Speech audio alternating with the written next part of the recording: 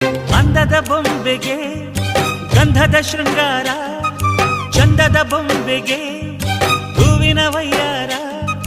ಬಂಗಾರಕ್ಕೆ ಬಂಗಾರದ ಒಡವೆ ಯಾಕೆ ಹೇಳಿ ತಂದನ,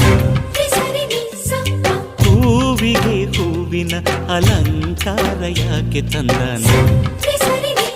ನಿನ್ನ ನಗುವೆ ಬಂಗಾರ, ಮೌನ ಅಲಂಕಾರ, ನಿನ್ನ ಅಂದವ ನೋಡಿ ನಾನು ಕವಿಯಾಗಲ್ಲ.